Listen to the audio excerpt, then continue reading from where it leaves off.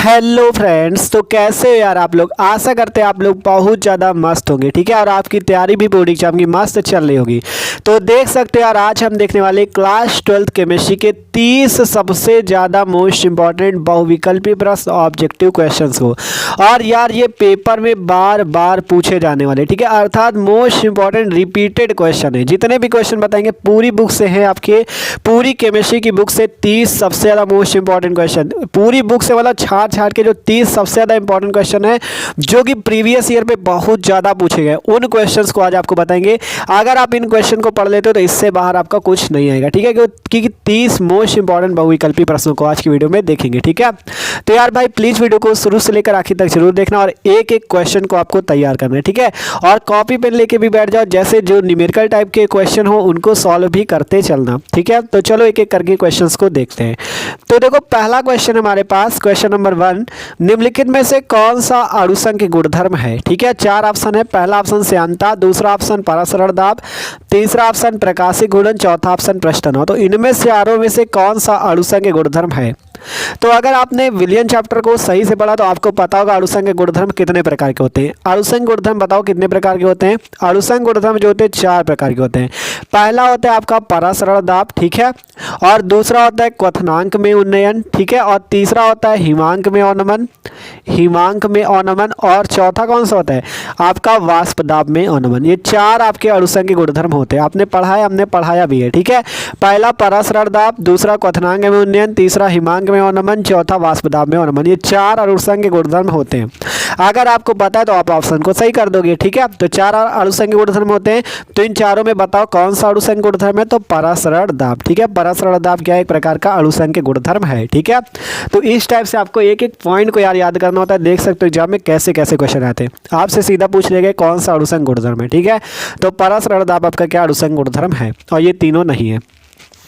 अगला वाला क्वेश्चन जो है बोर्ड एग्जाम के लिए मोस्ट इंपॉर्टेंट क्वेश्चन है। कह रहा है शुद्ध जल की मोलरता कितनी होती है। ये क्वेश्चन हर साल पूछा जाता है, लिख के रख लो, हर साल आता है कि शुद्ध जल की मोलरता कितनी होती है। शुद्ध जल जो होता है उसकी मोलरता कितनी होती है। तो ये तो आपको एकदम रट लेना है, 55.56 मोल प्रति लीटर, 55.56 मोल प्रति लीटर होती है शुद्ध जल की मोलरता। और ये क्वेश्चन हर साल बोर्ड एग्जाम में पूछा जाता है, ठीक है, इसलिए ये बोर्ड एग्जाम के लिए मोस्ट इंपॉर्टेंट क्वेश्चन है, ठीक है। ठीक है, इस वाले क्वेश्चन का क्या ऑप्शन हो गया कि शुद्ध जल की मोलरता कितनी होती है, 55.56 मोल प्रति लीटर, ठीक है। तो इसका ये वाला क्वेश्चन आपका सही हो गया, ठीक है। तो ये क्वेश्चन जो था एकदम आसानी से आपका कंप्लीट हो गया। आप चलते अगले क्वेश्चन की ओर। ये क्वेश्चन भी मोस्ट इंपॉर्टेंट है। कह रहा निम्नलिखित में से किसका परासरण दाब जो होता है सबसे कम होता है, ठीक है, किसका परासरण दाब सबसे कम होता है। तो आपको 4 ऑप्शन दिए गए, पोटेशियम क्लोराइड विलयन, दूसरा ऑप्शन स्वर्ण विलयन, तीसरा ऑप्शन मैग्नीशियम क्लोराइड विलयन, चौथा ऑप्शन एल्युमिनियम फास्फेट विलयन, ठीक है। 4 चीजें आपको दी गई, इनमें से किसका परासरण दाब सबसे कम होता है। तो देखो इसकी ट्रिक ये है, परासरण दाब अगर आपसे पूछे किसका सबसे कम या किसका सबसे ज्यादा होता है तो आपको ऐसे याद करना है, जिसमें ज्यादा आयन होंगे, ध्यान से सुनना, जिसमें ज्यादा आयन होंगे उसका परासरण दाब जो होगा ज्यादा होगा, और जिसमें कम आयन होंगे उसका परासरण दाब कम होगा। क्या कहा हमने कि जिसमें आयन ज़्यादा होंगे, जिसमें क्या होंगे, आयन ज़्यादा होंगे, जैसे प्लस आयन और माइनस आयन ज़्यादा होंगे उसका परासरण दाब ज़्यादा होगा, और जिसमें आयन कम होंगे उसका परासरण दाब कम होगा, ठीक है। अब पहला ऑप्शन है पोटेशियम क्लोराइड विलयन। पोटेशियम क्लोराइड का सूत्र होता है KCl। तो KCl में एक K प्लस आयन होता है, एक Cl माइनस आयन होता है। तो इसमें तो 2 आयन है, एक प्लस और एक माइनस, ठीक है। इसी टाइप से अगर मैग्नीशियम क्लोराइड की बात करें तो MgCl2, इसमें भी आपका आयन है, Cl में भी आयन, Mg में भी आयन।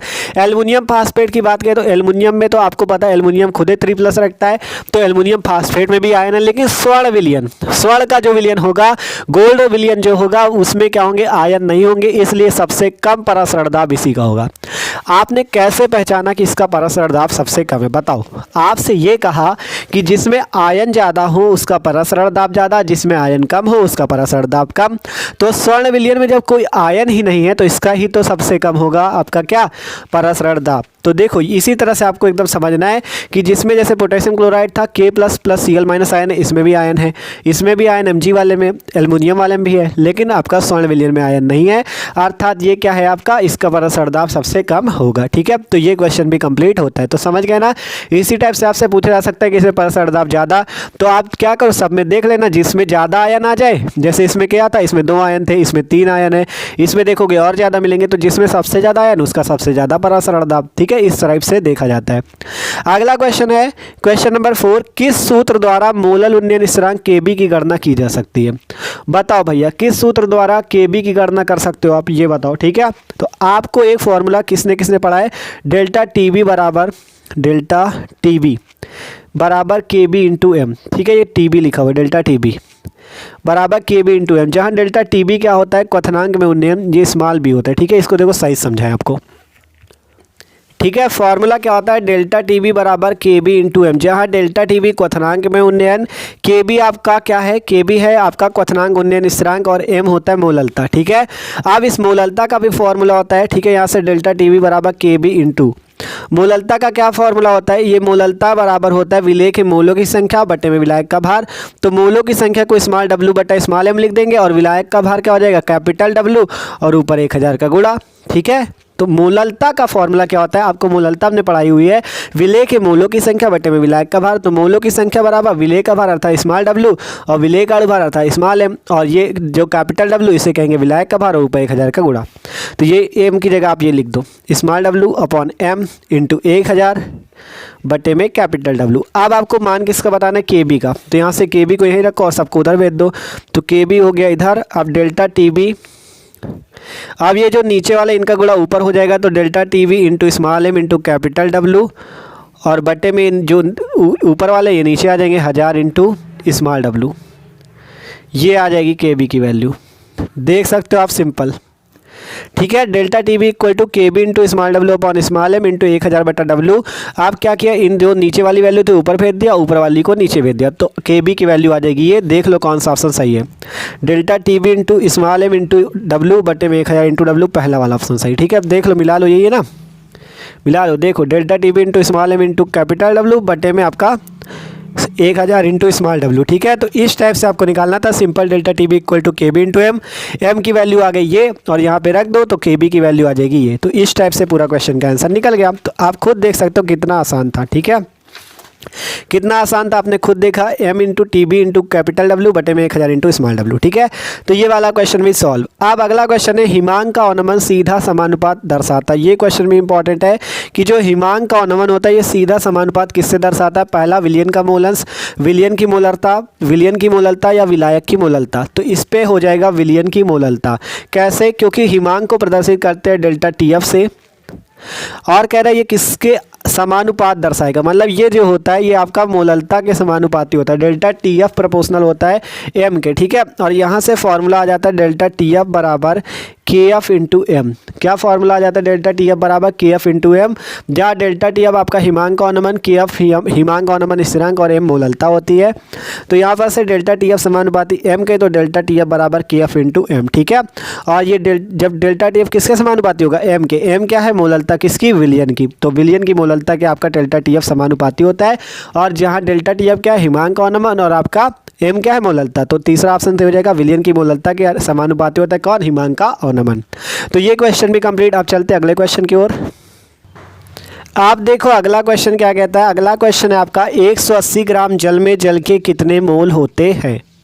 ठीक है, क्या कहा गया कि 180 ग्राम आपके पास जल है, इस जल में जल के कितने मोल होंगे, अर्थात आपको मोलों की संख्या निकालनी, किसमें, 180 ग्राम जल में। अर्थात आपको यहाँ पे क्या दिया गया, जल का भार, क्या दिया गया भैया, जल का भार दिया गया कितना, 180 ग्राम, क्योंकि आपसे कहा गया 180 ग्राम जल है। आप कह रहा है जल के मोल बताओ, तो आपको यहाँ से जल का अणुभार निकाल लेना है, जल का अणुभार।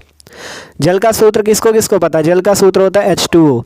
तो H2O के अणुभार की बात आती है तो H का होता है 1, तो 1 गुणे 2 प्लस ऑक्सीजन का 16, तो 16 प्लस 2 मिला के 18 आ गया अणुभार। ठीक है, 18 अणुभार आ गया। अब आपको निकालना है क्या, मोल। तो मोल बराबर होता है भार बटे में अणुभार, भार है 180, अणुभार है 18, तो 180 बटे 18, 18 से 180 काट दोगे 10 मोल आपका आ जाएगा। ऑप्शन नंबर तीसरा सही हो जाएगा। देखो कैसे निकाला, फिर से समझो। कहा गया 180 ग्राम जल में जल के कितने मोल है, तो ये 180 ग्राम जो है जल का भार हो गया। अणुभार निकाल लो, जल का सूत्र होता है H2O, हाइड्रोजन का होता है 1, तो 1 × 2 प्लस ऑक्सीजन का 16, 16 + 2 मिला के 18, 18 आया। तो यहाँ से भार बटा अणुभार होगा, तो 180/18, भार 180, अणुभार 18, 180/18, 18 दाम 180, 10 आ गया इसके मोल। ठीक है, तो 10 मोल आपका आ गया। तो इसका ऑप्शन नंबर कौन सा सही हो गया आपका, तीसरा, 10 मोल। ठीक है, तो ये क्वेश्चन आपको समझ में आ चुका होगा। आप चलते अगले क्वेश्चन की ओर। अगला क्वेश्चन कहता है किसी भी इलेक्ट्रोड का इलेक्ट्रॉन विभव निर्भर करता है।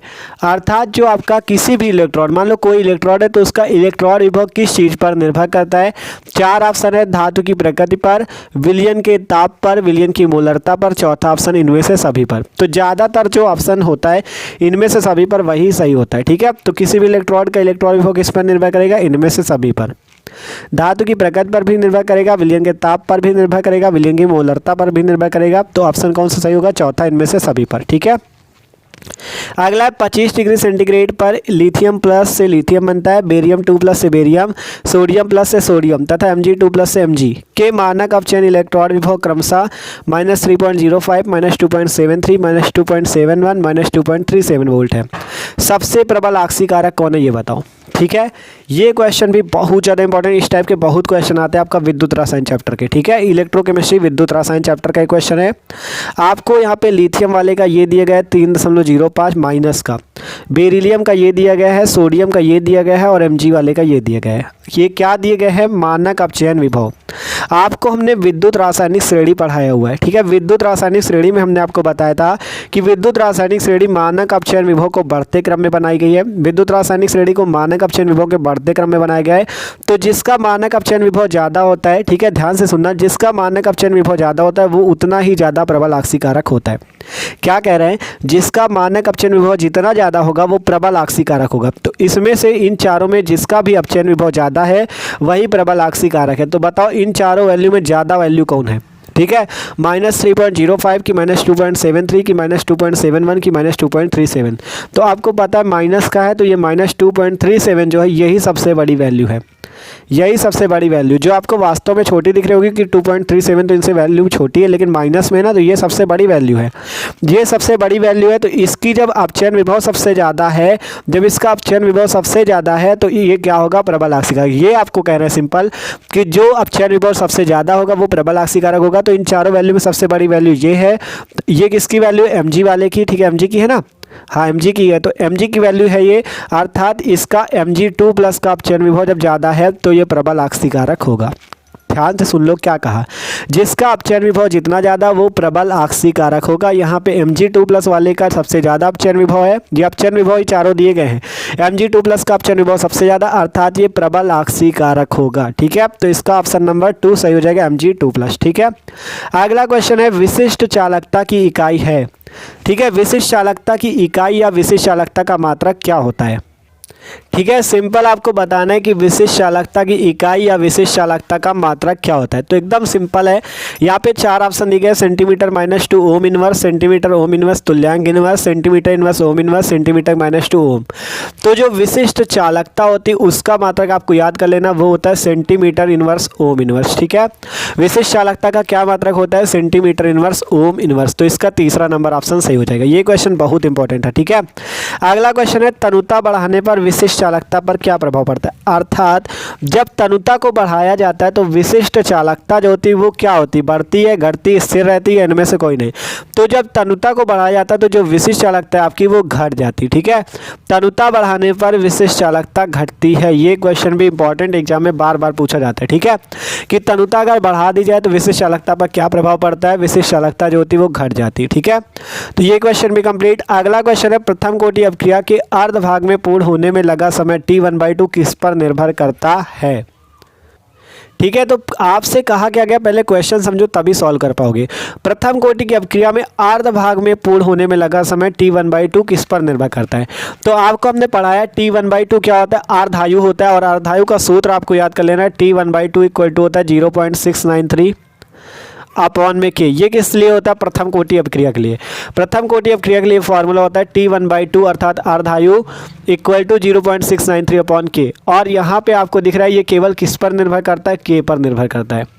क्योंकि जब इस सूत्र में केवल t1/2 और k है, t1/2 और k है, तो ये किस पर निर्भर करेगा? केवल k पर। तो पहला ऑप्शन है उसकी प्रारंभिक सांद्रता पर निर्भर करता है, तो इसमें तो अभिकारक की प्रारंभिक सांद्रता है ही नहीं, तो इस पर निर्भर ही नहीं करेगा। दूसरा ऑप्शन उसकी प्रारंभिक सांद्रता के व्युत्क्रमानुपाती होता है, ये भी गलत है। तीसरा ऑप्शन उसकी प्रारंभिक सांद्रता पर निर्भर नहीं करता, उसकी प्रारंभिक सांद्रता के वर्गमूल पर निर्भर करता है। तो आपने देखा इस सूत्र से जो t1/2 ये टी है, ठीक है, t1/2 इक्वल टू 0.693/k है। इस सूत्र में ये जो आपका अर्धायु t1/2 ये केवल अभिक्रिया के वेग स्थिरांक k पर ही निर्भर करता है और किसी पर निर्भर नहीं करता। तो ये सारे ऑप्शन आपका इसमें से कौन सा सही हो जाएगा? उसकी प्रारंभिक सांद्रता पर निर्भर नहीं करता, क्योंकि ये जो आपका t1/2 है ये वेग स्थिरांक पर निर्भर करता है। आप फॉर्मूले से ही देख लो, आपसे कहा गया प्रथम कोटि अपक्रिया में अर्ध भाग में पूर्ण होने में लगा समय t1/2। जब इसका सूत्र 0.693/k होता है तो ये किस पर निर्भर करेगा? k पर, ना कि उसकी प्रारंभिक सांद्रता के व्युत्क्रमानुपाती या वर्गमूल के व्युत्क्रमानुपाती, इन पर किसी पर भी नहीं। केवल ये होगा कि उसकी प्रारंभिक सांद्रता पर निर्भर नहीं करता, अर्थात वो केवल के वेग स्थिरांक पर ही निर्भर करता है। तो तीसरा ऑप्शन इस पर सही हो जाएगा। ठीक है, तो क्वेश्चन समझ में आया, इंपॉर्टेंट बहुत ज़्यादा था। अब चलते अगले क्वेश्चन की ओर। अब अगला क्वेश्चन है क्वेश्चन नंबर 12। एक प्रथम कोटि की अपक्रिया का अर्ध समय 4 मिनट है, तो 99.9% अपक्रिया कितने समय में पूर्ण हो जाएगी? मोस्ट इंपॉर्टेंट वाला क्वेश्चन है, ये जान लो। ठीक है, आपसे कहा गया एक प्रथम कोटि की अपक्रिया का अर्ध समय 4 मिनट है, अर्थात t1/2 आपको 4 मिनट दिया गया है। आपसे कह रहा है 99.9% अपक्रिया कितने समय में पूर्ण हो जाएगी। तो चलो इस क्वेश्चन को आपको सॉल्व करके हम दिखाते हैं। ठीक है, तो क्वेश्चन इंपॉर्टेंट, इसे सीख लो कैसे सॉल्व करना है। ठीक है, प्रथम कोटि की अपक्रिया है 4 मिनट में पूर्ण होती, t1/2 4 मिनट दिया गया है। तो आपको यहाँ से फॉर्मूला लगा देना है t1/2 equal to 0.693/k, sorry t1/2 equal to 0.693/k। ये फॉर्मूला अभी हमने आपको बताया हुआ है। ठीक है, ये फॉर्मूला बताया हुआ है, तो इसी फॉर्मूले को लगाना। और t1/2 की वैल्यू कितनी दी गई? 4 मिनट, क्योंकि आपसे कहा गया अर्ध समय 4 मिनट है, तो यहाँ पे इसको वैल्यू 4 रख दो और इक्वल टू 0.693/k। समझ में आ रहा है ना कैसे कर रहे हैं? देखो सिंपल सी बात ये है आपका कि जो आपका t1/2 उसकी वैल्यू 0.693/k। अब जब t1/2 अर्ध समय 4 मिनट दिया गया तो यहाँ पे हमने रख दिया। अब यहाँ से k की वैल्यू आप निकाल सकते हो, k की वैल्यू आ जाएगी 0.693/4। ठीक है, k की वैल्यू क्या आ जाएगी? 0.693/4। ये आ गया k। k क्या है? वेग स्थिरांक है। अब आपसे कह रहा है 99.9%, क्वेश्चन पढ़ो, 99.9% अपक्रिया कितने समय में पूर्ण हो जाएगी। अब आपको निकालना है 99.9% अपक्रिया पूर्ण करने में लगा समय t का मान। ठीक है, तो उसका फॉर्मूला हो जाएगा t 99% इक्वल टू, आपने प्रथम कोटि अपक्रिया का फॉर्मूला पढ़ा है 2.303/k log बेस में 10 a/a-x। किसने किसने ये फॉर्मूला पढ़ा है? t equal to 2.303/k log base में 10 a/a-x। ठीक है, ये फॉर्मूले आपको तैयार करने होंगे तभी कर पाओगे, एक ये वाला एक ये वाला। ठीक है, दोनों फॉर्मूले तैयार कर लो। तो आप क्या करना है, यहाँ पे आपको k की वैल्यू रख देनी है। तो रखते हैं t 99% 99.9 है। ठीक है, 99.9 है इक्वल टू 2.303 बटे में k की वैल्यू रख दो 0.693 और बटे में 4 log बेस में 10। यहाँ पे ध्यान से समझना, 2.303 तो ये पहले से है, k की वैल्यू ये वाली रखी 0.693/4। अब बात आती a की वैल्यू और a-x की वैल्यू। तो यहाँ से लिख लो माना a इक्वल टू 100, माना a इक्वल टू 100। a क्या है? a जो होता है आपका a क्या है? a अभिकारक की प्रारंभिक सांद्रता, a है आपकी अभिकारक की प्रारंभिक सांद्रता। ठीक है, अब आपको निकालना क्या है? जब a 100 मान लिया तो x कितनी हो जाएगी? ये जो वैल्यू दी गई 99.9, तो यहाँ से x बराबर हो जाएगा 99.9। और अगर a-x निकालोगे तो 100 माइनस 99.9 हो जाएगा। और इसे घटा दे अगर 100.0 से 99.9 घटा दे तो कितना आ जाएगा? 10 में 9 गया 1, 9 में 9 गया 0, 9 में 9 गया 0, 0, 0.1 आएगा। a-x की वैल्यू 0.1। ठीक है, x की वैल्यू 99.9 और a की वैल्यू 100 और a-x की 0.1। आप देखो क्या किया, फिर से पूरा समझाते हैं। सबसे पहले आपको इस क्वेश्चन पे प्रथम कोटि की अपक्रिया का अर्ध समय 4 मिनट और 99.9% कितने समय पूर्ण हो जाएगी ये पूछ रहा है। तो यहाँ से T1/2 वाला फॉर्मूला ये लगाया और यहाँ से हमने K की वैल्यू ये निकाली।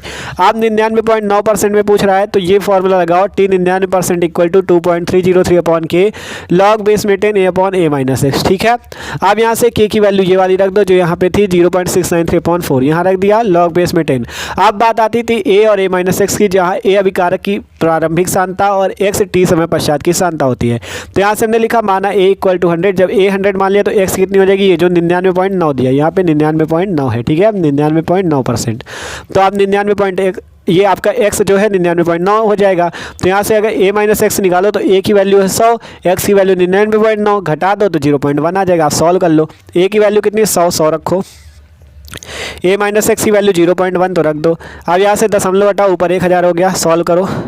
ये 4 नीचे सबसे ऊपर चला जाएगा तो 2.303 बट्टे में 0.693 इंटू 4 और यहाँ क्या बचा 1000, ठीक है, 1000 बच गया। आप इसे सॉल्व करते देखो भैया, आप सॉल्व करते, ठीक है। अब यहाँ पे है 2.303 बट्टे में 0.693 और गुणे में 4। अब इस 1000 को आप क्या लिख सकते हो, 10 की पावर 3, 10 की पावर 3 लिख सकते हो। अब एक फार्मूला होता है लॉग में, लॉग m की पावर n का, क्या होता है n log m। क्वेश्चन थोड़ा लॉन्ग है, मानते हैं, ऑब्जेक्टिव पे ऐसा नहीं रहना चाहिए, ठीक है, बड़ा क्वेश्चन है, लेकिन पूछा गया है 2-3 बार तो आपको बता रहे हैं, ठीक है, कि अगर आ जाए तो कर लेना। अब यहाँ से क्या हो जाएगा 2.303/0.693 इंटू 4। अब log m की पावर n का सूत्र होता है n log m, ठीक है। तो यहाँ से क्या हो जाएगा 3 log 10, 3 log बेस में पहले से 10 है, यहाँ पे भी 10 आ जाएगा। कैसे किया बताओ, 10 की पावर 3 था, यहाँ पे m की पावर n, तो m की पावर n को अगर n log m लिख सकते हैं तो वैसे 10 की पावर 3 को हम 3 log 10 लिख सकते हैं, ठीक है, 3 log 10 लिख सकते हैं। जैसे m की पावर n को n log m, वैसे 10 की पावर 3 को 3 log 10, ठीक है। इतना हो गया। आप सॉल्व करो 2.303 बट्टे में 0.693, ठीक है, और गुणे में 4 3 12 और ये जो लॉग बेस में 10 यहाँ पे है और यहाँ पे 10 है, इसकी वैल्यू हो जाएगी 1। जब यहाँ 10 होगा, यहाँ 10 होगा, 10 से 10 कट जाएगा, बचेगा केवल 1, तो इसकी जगह आपको वह कर देना 1। आप इसे आगे सॉल्व कर लो। 2.303 है, गुणे 12 है, बट्टे 0.693 है। अब आपको इसे अपने आप सॉल्व करना है। 12 का गुणा करोगे, 12 तिया 36, 12 तिया 36 की 6, 3 12 दूनी 24, 3 27, ऐसे आएगा ना 27, 3 अंक पे दशमलव, 27.636 बटे में 0.693, भाग दे लेना। आंसर आपको बता दे रहा है कितना आएगा, ठीक है। जब आप इसका भाग इसमें दोगे तो वही कम से लगभग आपका 40 आएगा आंसर, ठीक है, 40 मिनट करके आंसर आएगा। आप इसका भाग देके चेक कर लेना, लगभग में वैल्यू आएगी 40। जब 0.693 का 27.636 भाग दोगे तो 40 मिनट आंसर आ जाएगा।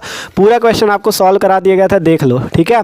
क्वेश्चन थोड़ा लॉन्ग था, ये मानते हैं, ठीक है, 40 मिनट आंसर आएगा। आप यहाँ पे देख लेना, ये 40 मिनट, ठीक है। तो इसका ऑप्शन थोड़ा लॉन्ग क्वेश्चन है, ये मानते हैं, ठीक है, लेकिन सॉल्व तो करना पड़ेगा यार। तो 40 मिनट इसका ऑप्शन नंबर चौथा सही हो जाएगा, 40 मिनट, ठीक है। तो ये क्वेश्चन भी आपका कंप्लीट होता है। कह रहा था एक प्रथम कोटि अपक्रिया का अर्ध समय 4 मिनट है, तो 99.9% अपक्रिया कितने समय में पूर्ण हो जाएगी, तो उसका आंसर है 40 मिनट, ठीक है। तो ये क्वेश्चन कंप्लीट। आप देखते हैं अगला क्वेश्चन। आप देखो ये क्वेश्चन तो कंप्लीट हो गया, ठीक है। आप चलते अगले क्वेश्चन की ओर। कह रहा है प्रथम कोटि की अभिक्रिया के लिए वेग स्थिरांक k का समीकरण क्या है, ठीक है। आपको प्रथम कोटि अभिक्रिया के लिए वेग स्थिरांक k का समीकरण बताना है। हमने आपको प्रथम कोटि अभिक्रिया के लिए 2 फॉर्मूले बताए हैं, ठीक है। पहला फॉर्मूला तो ये T1/2 बराबर 0.693/K और दूसरा फॉर्मूला ये T equal to 2.303/K log base में 10 A/A-x। इस बार आपसे k के लिए पूछा तो k को उधर भेज दो, टी को नीचे लिया, यही फॉर्मूला हो जाएगा, ठीक है।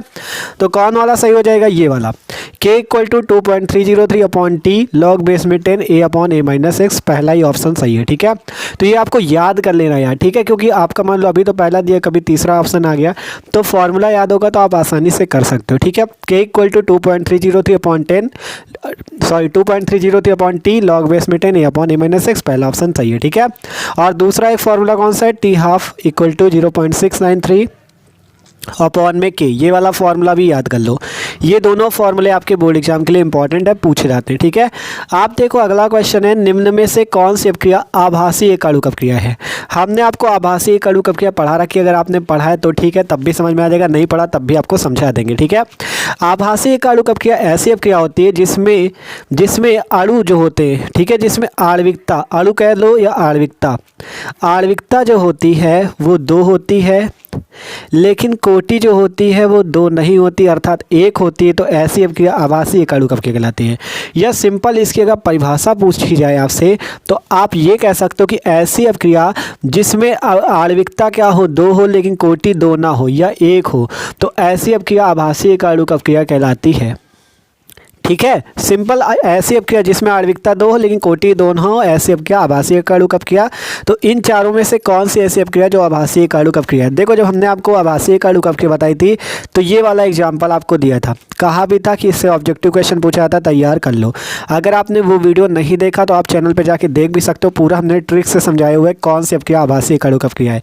ये जो अपक्रिया है ये आपकी आभासी एक अणु अपक्रिया है। इसमें अणु, आणविकता क्या होती है, अणुओं की संख्या, यहाँ पे 2 अणु हैं तो इसकी आणविकता 2 होगी, लेकिन इस अपक्रिया में जो कोटि होगी वो 1 होगी। इस कारण से अपक्रिया आभासी एक अणु अपक्रिया होती है। अगर आपको इसे समझना है तो आप वीडियो चैनल पे पढ़ा हुआ है, आप जाके देख सकते हो आभासी एक अणु अपक्रिया, या डिस्क्रिप्शन में प्लेलिस्ट है क्लास 12 केमिस्ट्री की, उस पर जाके वीडियो देख सकते हो। ठीक है, तो ये बहुत ज़्यादा इंपॉर्टेंट, आपसे 3 नंबर पर क्वेश्चन भी पूछा जाता है कि आभासी एक अणु अपक्रिया क्या होती है उसे बताइए।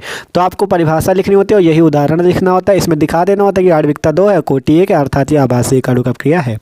तो ये रिएक्शन आप तैयार कर सकते हो, CH3 COOCH3 जल से क्रिया एसिटिक अम्ल और मेथिल अल्कोहल बनता है, और इसकी आणविकता 2 होती है और कोटि 1 होती है, अतः यह आभासी एक अणु अपक्रिया है। ठीक है, तो इसको तैयार कर लेना। अगला क्वेश्चन आता है, शून्य कोटि अपक्रिया के लिए वेग स्थिरांक या वेग नियतांक का मात्रक बताओ। ये 4 ऑप्शन है, मतलब शून्य कोटि की जो अपक्रिया होती है उसके लिए वेग स्थिरांक का जो मात्रक है वो क्या है। ठीक है, तो जो शून्य कोटि अपक्रिया उसके लिए वेग स्थिरांक का क्या मात्रक होता है, वो होता है mole litre inverse second inverse. इसका तीसरा ऑप्शन सही हो जाएगा कि जो शून्य कोटि की अपक्रिया उसका मात्रक होता है mole litre inverse second inverse. ठीक है, तो तीसरा नंबर ऑप्शन इसका सही हो जाएगा। ठीक है, तो ये भी इंपॉर्टेंट था शून्य कोटि अपक्रिया के लिए मात्रक। ठीक है, अगला मोस्ट इंपॉर्टेंट क्वेश्चन, इसको जरूर तैयार कर लो। रंगीन आयनों का निर्माण असंभव है जब यौगिक में विद्यमान होते हैं। ठीक है, आपसे कहा गया रंगीन आयनों का निर्माण संभव होता है, असंभव नहीं, सॉरी, संभव है। रंगीन आयनों का निर्माण संभव होता है जब यौगिक में विद्यमान होते हैं। यौगिक में क्या विद्यमान होते हैं जिससे रंगीन आयनों का निर्माण होता है। हमने आपको पढ़ा रखा है, जब संक्रमण तत्व पढ़ाए थे उसमें बताया था कि जहाँ पे अयुग्मित इलेक्ट्रॉन होंगे, जहाँ पे अयुग्मित इलेक्ट्रॉन, अयुग्मित का मतलब होता है इस प्रकार के क्या कहलाता है, कक्षक कहलाता है, कक्षक या ऑर्बिटल। इस पर अगर एक इलेक्ट्रॉन है तो वो कैसा इलेक्ट्रॉन होता है, अयुग्मित। और अगर इलेक्ट्रॉन क्या हो, जोड़े में हो, तो वो इलेक्ट्रॉन कहलाता है युग्मित। ये इलेक्ट्रॉन युग्मित है। युग्मित का मतलब है जोड़े में इलेक्ट्रॉन, अयुग्मित का मतलब होता है अकेला इलेक्ट्रॉन। तो जिसमें अकेला इलेक्ट्रॉन हो वो अयुग्मित इलेक्ट्रॉन होता है, और जब अयुग्मित इलेक्ट्रॉन की उपस्थिति होती तभी रंगीन आयन बनते हैं।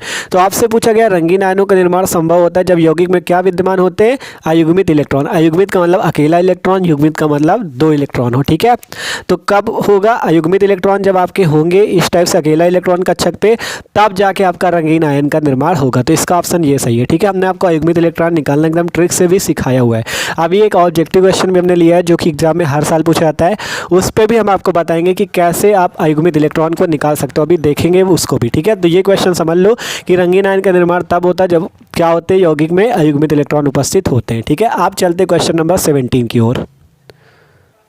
आप देखो अगला क्वेश्चन है कि निम्न में अनुचुंबकीय आयन है, इन चारों में से अनुचुंबकीय आयन कौन सा है ये बताना है।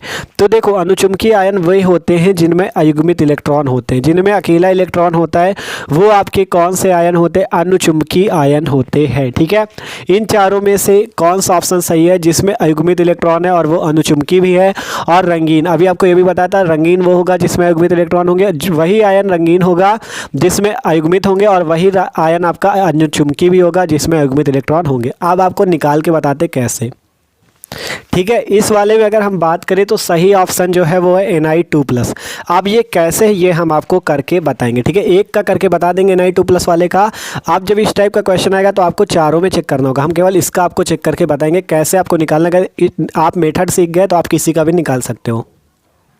ठीक है, हमें तो सिंपल पता है कि Na2+ में क्या है, अयुग्मित इलेक्ट्रॉन है, इस कारण से अनुचुंबकीय है।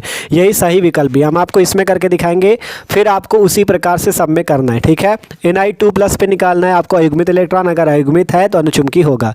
तो सबसे पहले इस Na का परमाणु क्रमांक बताओ कितना होता है। निकिल, इसका क्या नाम है, निकिल। निकिल का जो परमाणु क्रमांक होता है वो कितना होता है, वो होता है 28।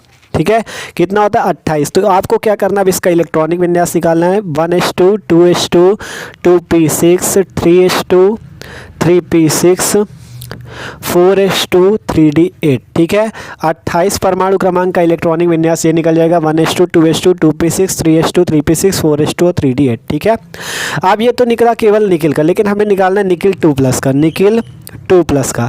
आप देखो एक चीज़ समझो, अगर किसी भी मान लो तत्व उसके ऊपर 2+, 1+ ऐसे कुछ लगा है, तो जैसे प्लस लगा होता है, प्लस का ये मतलब होता है कि उससे इलेक्ट्रॉन क्या निकले हैं, बाहर निकले। इलेक्ट्रॉन ये जो जैसे 2+ लगा है तो उससे 2 इलेक्ट्रॉन बाहर निकले, यहाँ 2+ लगा मतलब इससे 2 इलेक्ट्रॉन बाहर निकले हैं।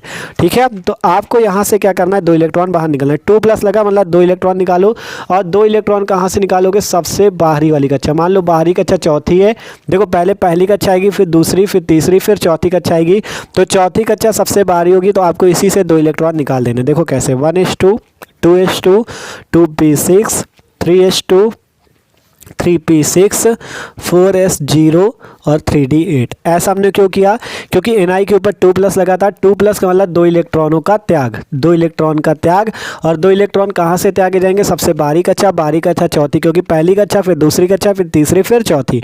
तो 2 इलेक्ट्रॉन हमने यहाँ से निकाल दिए। अब आपको क्या करना है, अयुग्मित इलेक्ट्रॉन चेक करना है सबसे बाहर। सबसे बाहर अब कौन बचा, 3d, क्योंकि 4s पे तो 0 इलेक्ट्रॉन है। अब इस पर आपको चेक करना है। देखो d ऑर्बिटल जो होता है इसमें 5 कक्षक होते हैं, पहला कक्षक, दूसरा कक्षक, तीसरा, चौथा और पांचवा। ठीक है, 8 इलेक्ट्रॉन है, तो पहला इलेक्ट्रॉन ये आया, दूसरा, तीसरा, चौथा, पांचवा, छठवा, सातवां, आठवां।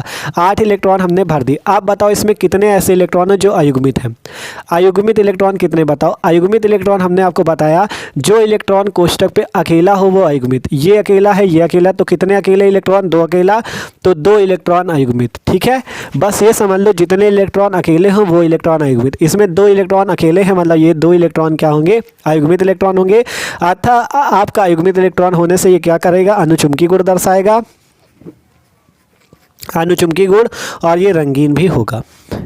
ठीक है, देखो आपको ये तो हमें पता है कि ये वाला ऑप्शन सही है, लेकिन आपको एग्जाम में थोड़ी ना पता होगा कि ये ऑप्शन सही है। आपको 4 ऑप्शन दिए हैं, आपको पहले जैसे Zn2+ दिया गया था तो आप Zn2+ पे निकालते यही चीज़। जैसे इसमें किया, Zn का परमाणु क्रमांक 30 होता है, पहले 30 का आप निकालते इलेक्ट्रॉनिक विन्यास। जब 30 का इलेक्ट्रॉनिक विन्यास निकल जाता फिर Zn2+ का निकालते, 2+ का मतलब 2 इलेक्ट्रॉन बाहर निकालते इसी 4s से। जब 4s से निकालते आप उसमें चेक करते अयुग्मित इलेक्ट्रॉन है कि नहीं, तो उसमें अयुग्मित इलेक्ट्रॉन नहीं होते, इस कारण से अनुचुंबकीय नहीं है। केवल इसी पे अयुग्मित इलेक्ट्रॉन, देखो इन चारों में अगर आप चेक करोगे तो केवल आपको इसी में अयुग्मित इलेक्ट्रॉन मिलेंगे, इन तीनों में नहीं मिलेंगे। आप चाहे चेक करके देख लेना, इसी मेथड से आप चेक करना, आपको केवल निकिल में मिलेंगे। इसी कारण से निकिल अनुचुंबकीय, क्योंकि इसमें अयुग्मित इलेक्ट्रॉन है। ठीक है, अगर और भी ट्रिक से सीखना चाहते हो अयुग्मित इलेक्ट्रॉन कैसे निकाले, तो आप चैनल पर वीडियो है, या आप सर्च कर लो अयुग्मित इलेक्ट्रॉन कैसे निकाले, सबसे ऊपर वीडियो हमारा ही आता है, ये आप ठीक है, जहाँ पे आपको स्टडी का अड्डा अनुज लिखा हो चैनल का नाम, ठीक है, उसी पे आप जाके मस्त तरीके से देख सकते हो। एकदम ट्रिक से हमने आपको समझाया हुआ है। ठीक है, तो एकदम मस्त तरीके से आप जाके देख सकते हो अयुग्मित इलेक्ट्रॉन कैसे निकालें, क्योंकि ये क्वेश्चन आपका बहुत पूछा भी जाता है। तो इस टाइप से हमने निकाला, आपको समझ में आया ना, तो निकिल 2+ वाला ऑप्शन सही हो जाएगा। अगला क्वेश्चन है CuCN का होल 4 3- आयन में Cu की ऑक्सीकरण अवस्था बताओ या ऑक्सीकरण संख्या बताओ। तो ये भी एकदम आसानी से निकलेगा। आपको किसकी बताना है, Cu की। Cu को मान लो x प्लस लगाओ, Cn की होती -1, कितने Cn 4, तो -1 × 4 = 3 माइनस है तो -3 आ जाएगा। इधर सॉल्व कर लो, x - 4 = -3, देखो 4 का -1 से गुणा -4। अब सॉल्व करो, x = -3 + 4 = 1, तो इसकी ऑक्सीकरण अवस्था आ गई +1। ये वाला ऑप्शन सही। ठीक है, अब देख लो ध्यान से, सिंपल Cu की निकालनी थी। Cu को माना x, Cn की होती -1, तो -1 × 4 बराबर का चिन्ह, 3 माइनस लगा तो -3 उधर कर दिया। सॉल्व कर लो तो x = आ जाएगा +1, तो इसकी ऑक्सीकरण अवस्था +1। ठीक है, तो ये क्वेश्चन भी सॉल्व। अगला क्वेश्चन है, देखो इसी टाइप के क्वेश्चन पूछे जाते हैं। ठीक है, एग्जाम में जितने क्वेश्चन हमने लिए आप खुद आपको पता चल रहा होगा कि ये क्वेश्चन हमें आते हैं कि नहीं। अगर एग्जाम में सोचो ये आ जाते तो आप क्या करते, इसलिए कह रहे एक एक क्वेश्चन को समझो, ठीक है। अगला क्वेश्चन है हैलो फॉर्म किसके ट्राई हैलोजन व्युत्पन्न होते हैं। ये जो हैलो फॉर्म होते हैं, हैलो फॉर्म कौन कौन से होते हैं, जैसे chloroform CHCl3, bromoform CHBr3, iodoform CHI3, ये होते हैं आपके हैलोफॉर्म, क्लोरोफॉर्म, ब्रोमोफॉर्म और आयोडोफॉर्म। तो ये किसके ट्राई हैलोजन व्युत्पन्न होते हैं, मेथेन के। मेथेन के ट्राई हैलोजन व्युत्पन्न होते हैं, ठीक है।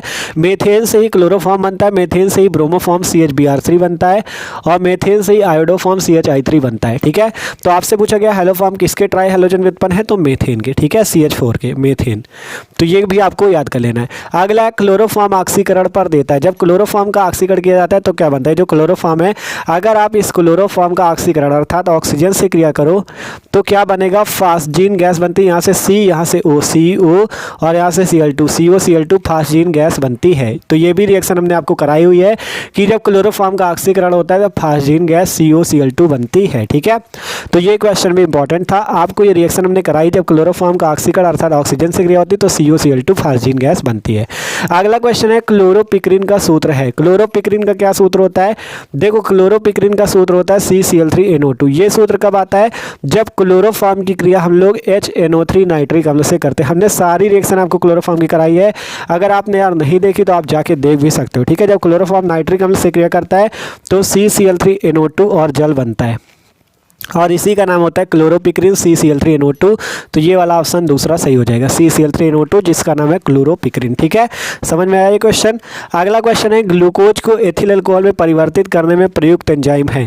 मतलब ग्लूकोज को अगर एथिल अल्कोहल में हमें बदलना हो या परिवर्तित करना हो तो उसमें कौन सा एंजाइम प्रयुक्त होगा, इन्वर्टेज, जाइमेट, डायस्टेज या ये सभी, कौन सा बताओ, ठीक है। सिंपल, इसमें जो जाइमेज एंजाइम होगा ये ग्लूकोज को एथिल अल्कोहल में परिवर्तित करेगा, ठीक है। जाइमेज एंजाइम जो होगा ये ग्लूकोज को एथिल अल्कोहल में परिवर्तित कर देगा। तो इसका ऑप्शन नंबर 2 सही है, ठीक है।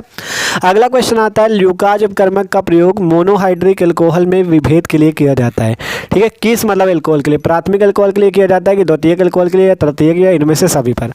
आपके क्वेश्चन का कहने का ये अर्थ है कि ल्यूकाज अपकर्मक का प्रयोग मोनोहाइड्रिक अल्कोहल के विभेद में किया जाता है। कौन से अल्कोहल के विभेद में किया जाता है, आपको हमने पढ़ा रखा है अल्कोहल 3 प्रकार के होते हैं, प्राथमिक अल्कोहल, द्वितीयक अल्कोहल, तृतीयक अल्कोहल। तो इन तीनों अल्कोहल में कौन सा ऐसा अल्कोहल है जिसके विभेद के लिए ल्यूकाज अपकर्मक का प्रयोग किया जाता है। तो हमने आपको जब ल्यूकाज अभिकर्मक पूरा पढ़ा रखा है, ल्यूकाज परीक्षा, ठीक है, पूरी केमिस्ट्री हमने कंप्लीट कराई है। आपकी जो प्लेलिस्ट है क्लास 12 केमिस्ट्री के डिस्क्रिप्शन पे, उस पर जाके आप देख सकते हो, सब कुछ पढ़ा रखा है, कुछ कह नहीं सकते, केमिस्ट्री पे पढ़ाया नहीं आपको, ठीक है। तो जो आपका एल्कोहल होता है प्राथमिक, द्वितीयक और तृतीयक, तीनों एल्कोहल की पहचान के लिए ही ल्यूकाज अपकर्मक का प्रयोग किया जाता है, इन तीनों के लिए। तो इसका सही ऑप्शन है इनमें से सभी पर, ठीक है, कि ल्यूकाज अपकर्मक का प्रयोग मोनोहाइड्रिक एल्कोहल के विभेद में किया जाता है, प्राथमिक के लिए भी, द्वितीयक के लिए भी, तृतीयक के लिए भी। तो अर्थात चौथा ऑप्शन सही इनमें से सभी, ठीक है। तो ये क्वेश्चन भी समझ में आया। अगला क्वेश्चन देखो, अगला क्वेश्चन कहता है निम्नलिखित में से कौन फेलिंग विलेन का अपचयन नहीं कर सकता, ठीक है। कौन ऐसा है जो फेलिंग विलेन का अपचयन नहीं कर सकता, पहला ऑप्शन फार्मिक अम्ल, दूसरा ऑप्शन एसिटिक अम्ल, तीसरा ऑप्शन फॉर्मेल्डिहाइड, चौथा एस्टल्डिहाइड। तो ये जो एसिटिक अम्ल है, एसिटिक अम्ल, ये फेलिंग विलेन को अपचयित नहीं करता, ठीक है। इसका ऑप्शन नंबर ये वाला सही हो जाएगा, ठीक है। तो इसको भी आपको तैयार कर लेना कि फेलिंग विलेन को अपचयित कौन नहीं करता, एसिटिक अम्ल। फार्मिक अम्ल कर सकता है, फॉर्मेल्डिहाइड भी कर सकता है, एस्टल्डिहाइड भी कर सकता है, लेकिन एसिटिक अम्ल नहीं कर पाएगा। तो 24 क्वेश्चन हो गए। आप चलते अगले क्वेश्चन नंबर 25 की ओर, ठीक है। अगला नंबर क्वेश्चन नंबर 25 पे एल्डिहाइडो से एमीन बनाने में प्रयुक्त अभिकर्मक है, ठीक है। एल्डिहाइड से कौन एमीन बनाता है, तो देखो यहाँ पे एक चीज़ हमने गड़बड़ कर दी, एल्डिहाइड नहीं था, एमाइड था, एमाइडो कर देना यहाँ पे। एमाइडो से एमीन बनाने में प्रयुक्त अभिकर्मक, क्वेश्चन ये पूछा गया था एग्जाम में कि एमाइडो से एमीन बनाने में प्रयुक्त अभिकर्मक क्या है। देखो एमाइड जैसे आपका ले लें CH3CONH2, इसका नाम होता है एसिटामाइड। जब एसिटामाइड में Br2 और KOH की अभिक्रिया होती है तो इस अभिक्रिया का नाम क्या होता है, हाफमान ब्रोमेमाइड अभिक्रिया। और यहाँ पे बनता है CH3NH2 मेथिलेमीन और KBr बनता है, K2CO3 बनता है और जल बनता है। ये हाफमान ब्रोमेमाइड अभिक्रिया हमने आपको करा रखी है, ठीक है, जिसमें क्या बनता है, एमीन बनता है, ठीक है। तो आपसे कहा गया था एमाइड से एमीन बनाने में प्रयुक्त कौन सा अभिकर्मक, तो वो कौन सा अभिकर्मक है, Br2 और KOH।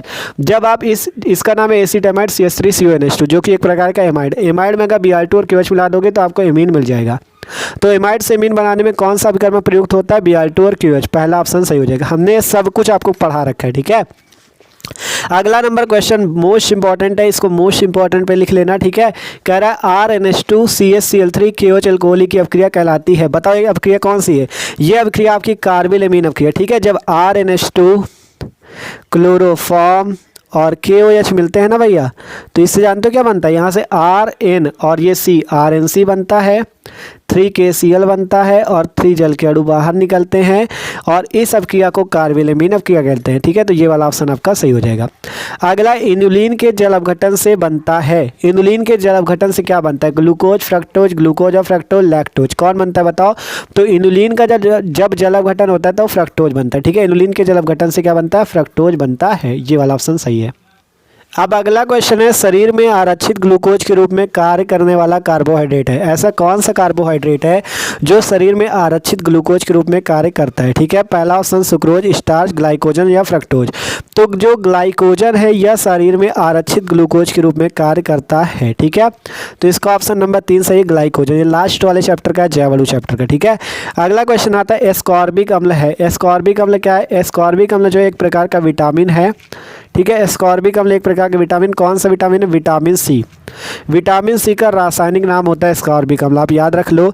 आपसे क्वेश्चन ये भी पूछा जा सकता है कि विटामिन सी का रासायनिक नाम क्या है, तो आप क्या लिखोगे, एस्कॉर्बिक अम्ल। ठीक है, तो यहाँ पे ये पूछा गया कि एस्कॉर्बिक अम्ल क्या है, प्रोटीन है, एंजाइम है, हार्मोन है, विटामिन, तो विटामिन है। ठीक है, विटामिन सी का नाम ही एस्कॉर्बिक अम्ल है। अगला लास्ट क्वेश्चन, क्वेश्चन नंबर 30, वह कार्बोहाइड्रेट जो मनुष्य के पाचन तंत्र में नहीं पचता है। ठीक है, ऐसा कार्बोहाइड्रेट का नाम बताओ जो मनुष्यों के पाचन तंत्र में नहीं पचता। ठीक है, 4 ऑप्शन दिए गए, स्टार्च, सेलुलोज, ग्लाइकोजन या ग्लूकोज। तो जो सेलुलोज होता है ये आपका वह कार्बोहाइड्रेट होता है जो मनुष्य अपने पाचन तंत्र में नहीं पचा पाता। ठीक है, तो यार ये थे आपके 30 सबसे ज़्यादा मोस्ट इंपॉर्टेंट क्वेश्चन जो कि बोर्ड एग्जाम की दृष्टि से बहुत महत्वपूर्ण है। अगर आप इन क्वेश्चंस को तैयार कर लेते हो तो आपको यार खुद पता चलेगा इनसे क्वेश्चन फंसेंगे जरूर, क्योंकि ये प्रीवियस ईयर के हर साल 2-2, 3-3 बार एक क्वेश्चन पूछा गया है प्रीवियस ईयर के, तो फंसेंगे जरूर। ठीक है, तो एक क्वेश्चन को तैयार कर लेना, और यार वीडियो अच्छा लगा तो लाइक कर देना और चैनल को भी सब्सक्राइब जरूर करना। ठीक है, चैनल को सब्सक्राइब कर लेना, आप लोग करते नहीं हो, सब्सक्राइब करके जाना। ठीक है, डिस्क्रिप्शन में प्लेलिस्ट है, class 12 chemistry, class 12 physics, class 12 Hindi, class 12 English, मस्त तरीके से अपनी क्लास 12 की तैयारी कर सकते हो। तो okay, thanks for watching this video.